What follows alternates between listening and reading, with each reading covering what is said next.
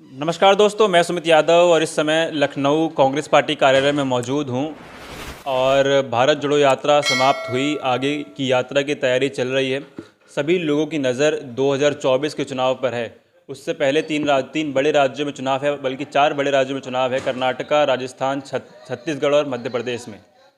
तो आगे आने वाले चुनाव पर बातचीत करेंगे। भारत जोड़ो यात्रा का क्या असर और क्या लाभ कांग्रेस को आने वाले समय में होगा, 2024 तक की बात मैं कर रहा हूँ, तो उस पर बातचीत करेंगे। हमारे साथ बातचीत करने के लिए कांग्रेस प्रवक्ता संजय सिंह जी मौजूद हैं। बहुत बहुत स्वागत है सर चैनल पर। क्या लग रहा है सर, भारत जोड़ो यात्रा का पहले तो आप बताइए। यात्रा खत्म हुई, 3500 किलोमीटर चले, राहुल जी की टी शर्ट पर भी कई बार बवाल हुआ, सिंगल टी शर्ट में पहुंच गए वहां तक।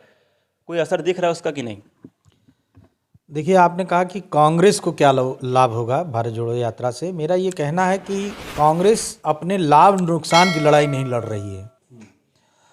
कांग्रेस लगातार जनता का लाभ कैसे होगा और जनता के जो लाभ हैं, जो अधिकार हैं, वो वर्तमान भाजपा सरकार द्वारा, मोदी सरकार द्वारा, उत्तर प्रदेश में कहें डबल इंजन की जो सरकारें हैं, ये जिस तरह से जो जनता के राइट्स हैं, अधिकार हैं, जो लोकतंत्र में मिलने चाहिए, उन अधिकारों को जो छीना जा रहा है, धीरे धीरे समाप्त किया जा रहा है।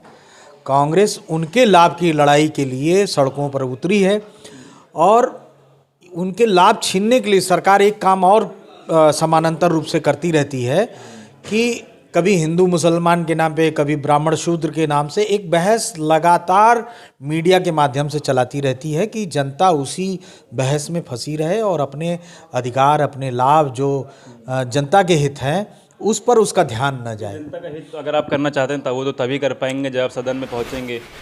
यूपी विधानसभा में एक विधायक कांग्रेस का, दिल्ली विधानसभा में एक भी विधायक कांग्रेस का नहीं है।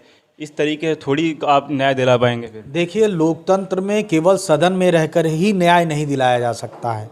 विपक्ष की आवाज़ बनकर, जनता की आवाज़ बनकर सड़कों पर, संसद में, विधानसभा में आप लड़ते रहेंगे तब भी जनता को न्याय मिलता। कई ऐसे मामले हैं, आप देखिए, गलत ही सही, जो 3 कृषि कानून हैं, जिस रूप में हम लोग चाहते थे कि कृषि कानून की वापसी हो, उस रूप में नहीं हुई, लेकिन प्रधानमंत्री को वो कानून वापस लेना पड़ा और राहुल गांधी ने आंदोलन से पहले कहा था कि इनको वापस लेना ही पड़ेगा। यात्रा में हम लोगों ने काफ़ी जनसैलाब देखा, काफ़ी भीड़ देखी, यात्रा में काफ़ी लोग जुड़े।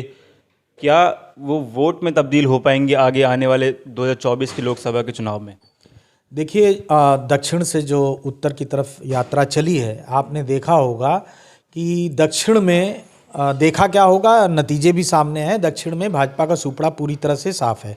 वहाँ पे चाहे कांग्रेस हो या विपक्ष हो, वहाँ भारतीय जनता पार्टी नहीं है। और 5-6 बड़े प्रदेशों में जो भारत का नक्शा है, 2014 के बाद धीरे धीरे धीरे उसको भारतीय जनता पार्टी का जो सोशल मीडिया है उसमें भगवा रंग से दिखाने का प्रयास करती रही भारतीय जनता पार्टी। आज अगर आप उस नक्शे को देखेंगे तो भारतीय जनता पार्टी के पास से ज़्यादातर प्रदेश छीन चुके हैं। 6 प्रदेशों में भारतीय जनता पार्टी ने कहा जाए खरीद फरोख्त के माध्यम से सरकारें बनाई हैं। आने वाले समय में 3 प्रमुख प्रदेश जो भारतीय जनता पार्टी ने छीनकर अपने पास रखे हुए हैं, वो उनके हाथ से कांग्रेस पार्टी छीन लेगी। ये मैं दावे के साथ आपसे कह सकता हूँ। कर्नाटक, मध्य प्रदेश और राजस्थान हम रिपीट करेंगे। कर्नाटक, मध्य प्रदेश में हमारी सरकार बनेगी, मैं इस पूरे दावे के साथ कह सकता हूँ। जो निकाय चुनाव हुए थे, जो पंचायती चुनाव हुए हैं, वो मेरे दावे को मजबूत करते हैं। आप उसको देख सकते हैं। अभी हाल ही में अखिलेश जी का बयान आया, उत्तराखंड दौरे पर गए थे, उन्होंने कहा कि अगर कोई हमसे उत्तर प्रदेश में सीट मांगेगा तो हम मध्य प्रदेश में और उत्तराखंड में बदले में सीट मांगेंगे। इशारा उनका कांग्रेस की तरफ ही था। तो क्या कोई गठबंधन मध्य प्रदेश के आने वाले चुनाव में होगा या लोकसभा के चुनाव में होगा? देखिए, मैं अखिलेश के बारे में कोई टिप्पणी न करके मैं ये कहूँगा, क्षेत्रीय दल अपने लाभ नुकसान के अनुसार बातें करते हैं। कांग्रेस पार्टी एक विचारधारा की पार्टी है। देश हित में वो लगातार लड़ती रहती है और मोदी सरकार से लगातार लड़ती आई है। फिर वही सवाल कांग्रेस पे मैं टोक रहा हूँ आपको। कांग्रेस पे वही सवाल फिर खड़ा हो रहा है कि हम लोगों ने देखा ममता बनर्जी एक बार निकली और सभी विपक्ष को एकजुट करने की कोशिश करी। नीतीश कुमार को हमने देखा, तेलंगाना से केसीआर ने भी एक प्रयास किया, अखिलेश जी भी कई बार वो प्रयास करते हुए दिखे। तो राहुल गांधी या फिर कांग्रेस का कोई बड़ा नेता कि सभी विपक्षी दलों को एक साथ जोड़ने की कोशिश क्यों नहीं कर रहा है? देखिए, सबसे पहली बात कि राहुल गांधी कांग्रेस के सर्वमान्य नेता हैं। ये कांग्रेस के कार्यकर्ता, कांग्रेस के बड़े से बड़े नेता स्वीकार कर चुके हैं कि राहुल गांधी ही हमारे नेता हैं। और विपक्ष में सबसे बड़े गठबंधन, सबसे बड़े दल के रूप में भी कांग्रेस पार्टी ही है। तो हमारे दल का नेता कौन होगा, और बड़े दल होने के नाते प्रधानमंत्री पद हमें चाहिए और हम उसके लिए तैयार भी हैं। अब रही बात कि उसको कौन कौन स्वीकार करता है, कौन कौन हमारे साथ आ सकता है, ये उसे तय करना है। रही बात नीतियों की, तो भारतीय जनता पार्टी की नीति से अगर आप सहमत नहीं हैं तो स्वाभाविक सी बात है, कहीं ना कहीं कॉम्प्रोमाइज़ करना पड़ता है। विचारधारा, आप सारी विचारधाराओं को छोड़ के आप अलग कोई नई विचारधारा नहीं पैदा कर सकते हैं। एक विचारधारा है तानाशाही की, लोकतंत्र समाप्त करने की। आज़ादी के बाद कांग्रेस ने देश को आज़ादी दिलाई, लोकतंत्र को जिंदा रखने के लिए, लोकतंत्र को मजबूत करने के लिए लगातार कांग्रेस ने काम किया है।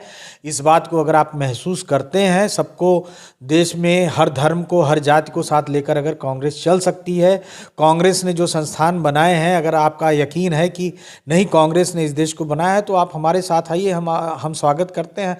हमने किसी के लिए दरवाजे तो बंद नहीं किए हैं। कांग्रेस का ये प्रयास रहेगा कि सभी दलों को एक साथ लाया जाए।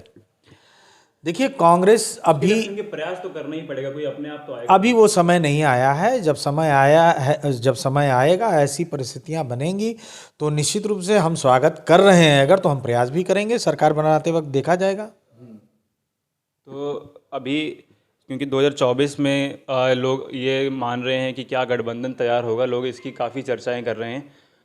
और आने वाले जो मध्य प्रदेश के चुनाव हैं, अखिलेश जी ने कहा कि हम 230 सीटों पर चुनाव लड़ेंगे। तो क्या लगता है नुकसान होगा उससे? क्योंकि गुजरात में जब आम आदमी पार्टी चुनाव लड़ी तो आपने कहा कि आम आदमी पार्टी ने नुकसान कर दिया हम लोगों का। अब मध्य प्रदेश में अगर समाजवादी पार्टी चुनाव लड़ेगी तो कांग्रेस का नुकसान होगा या साथ लाने की आप लोग कोशिश करेंगे? देखिए, आप बार बार अखिलेश यादव पे प्रश्न पूछ रहे हैं, तो मैं ये कहना चाहता हूँ कि अखिलेश यादव को ये तय करना होगा कि उन्हें भारतीय जनता पार्टी की नीतियाँ पसंद हैं या कांग्रेस की नीतियाँ पसंद हैं, और उनके चुनाव लड़ने से किसका फ़ायदा होता है, किसका नुकसान होता है, ये आकलन उन्हें करना होगा और उनको अपने सारे निर्णय उसके अनुसार करने चाहिए। समाजवादी पार्टी का जो स्वरूप है, जो उनका अस्तित्व है, वो उत्तर प्रदेश में है।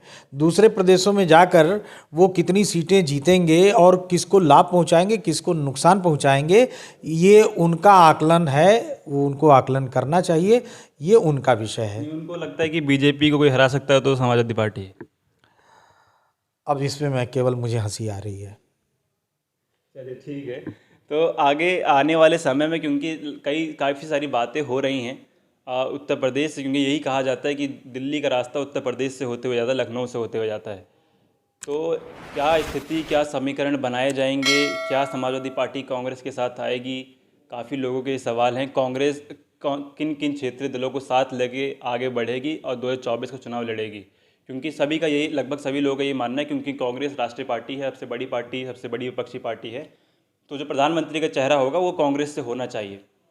और इस बात के लिए एक बार नीतीश कुमार सहमति दे चुके हैं और उन्होंने कहा था कि बैठक इस पर करी जा सकती है। तो फिलहाल ये वीडियो मैं ख़त्म कर रहा हूँ। क्या समीकरण, क्या तस्वीर 2024 तक बन के निकलेगी, क्या तस्वीर हम लोग मध्य प्रदेश में देखेंगे, इसी पर चर्चा आगे भी होती रहेगी फिलहाल। लेकिन ये वीडियो मैं ख़त्म कर रहा हूँ। आप लोगों से मुलाकात होगी अगली वीडियो में। जुड़े रहे हमारे साथ, तब तक के नमस्कार।